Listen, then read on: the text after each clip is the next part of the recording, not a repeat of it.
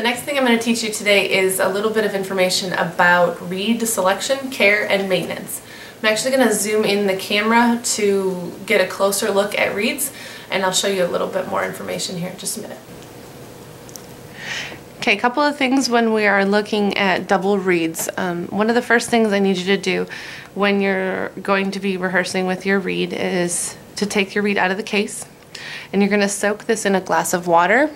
You can use any kind of container just as long as it's shallow, and you want to make sure that you only soak this portion of the reed. Once you really get to the threads, you don't need to soak that portion anymore, and you definitely want to avoid getting the cork wet. So what I'm going to do is just soak that for now.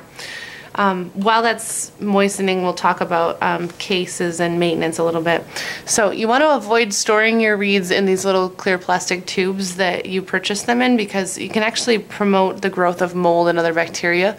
So they're great for shipping, they protect the reeds, but it's probably not a long-term solution. You want to make sure that you get a good quality case, especially when you're investing so much money as you are with an oboe reed. So get a good reed case. And then while the reed case is important, it's even more important to make sure that you're getting quality reeds. I highly recommend that you find a professional to either make them for you or talk to your teacher and find a reputable dealer in your area.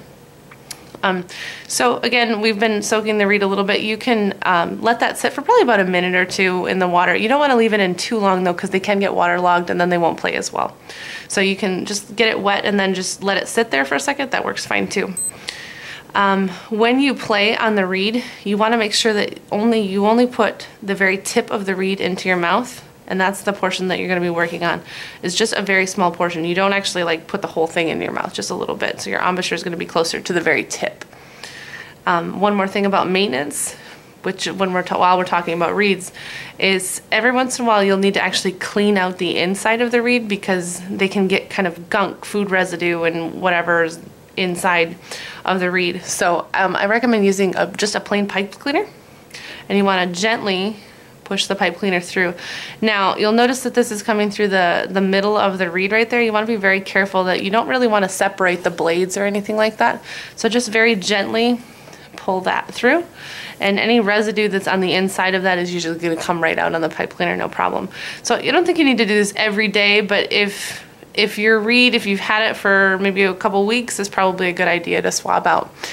One last thing about reeds is to make sure that you don't use the same one every day, because they do wear out. It's best to have, I would say, 3 or 4 that you're rotating amongst. Don't use the same one just because they won't last very long. But if you have 3 or 4 that you're playing on, they'll last significantly longer. They do regenerate themselves over time.